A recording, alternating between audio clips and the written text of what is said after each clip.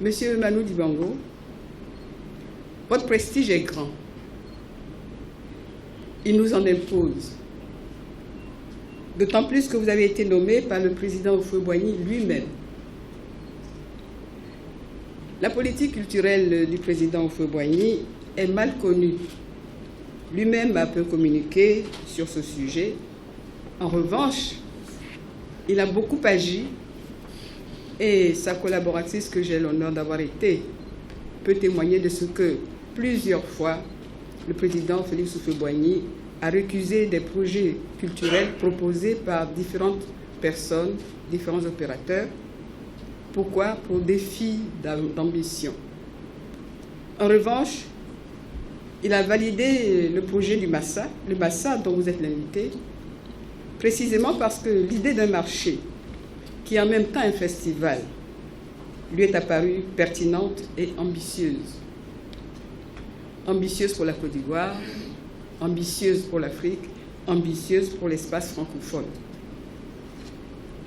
Il me plaît de rappeler qu'à l'époque de la première édition du Massa, en 1993, le Premier ministre de la Côte d'Ivoire s'appelait Alassane Ouattara. Et c'est lui qui a déclaré ouvert le premier Massa. Et j'étais à ses côtés en ma qualité de ministre de la Culture. Monsieur Manu Dibango,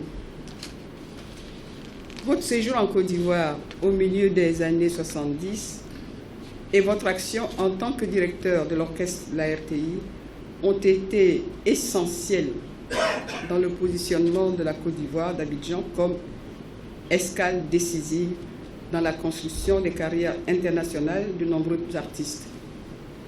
Partant, Abidjan est devenu une rampe de lancement et une vitrine de la créativité africaine. Aujourd'hui, nous avons l'occasion de vous le dire solennellement, de vous dire notre reconnaissance.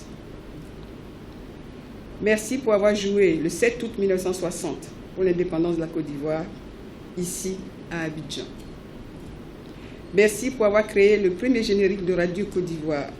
Merci pour votre travail d'arrangeur auprès de Louga François, Ernesto Didier. Merci pour l'encadrement que vous avez assuré à la génération des jeunes des années 70 qui ont eu le privilège de travailler à vos côtés, comme Jeanne Animel, paix à son âme, Virginie Gauddy ou encore Aïcha Koné. Mesdames, Mesdemoiselles et Messieurs, un orchestre, c'est un ensemble. Et par conséquent, c'est plusieurs personnes.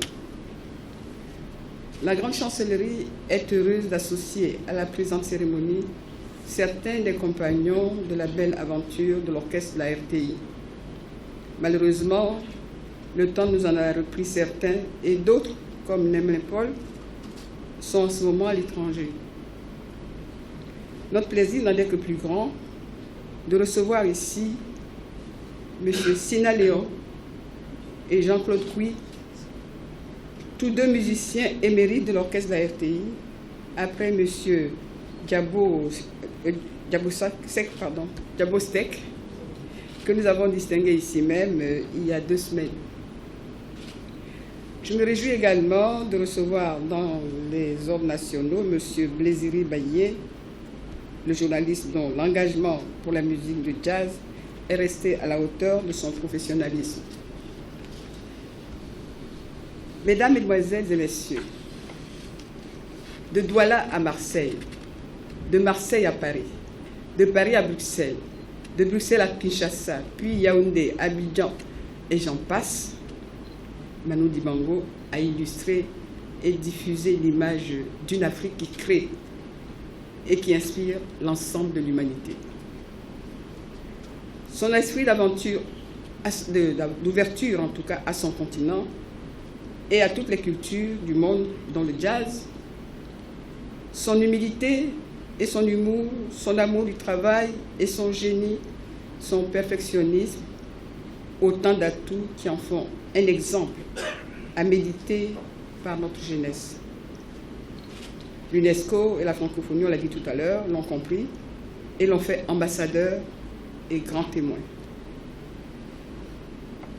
Monsieur Manu Dibango, à son tour, la Côte d'Ivoire, par ma voix, vous dit merci.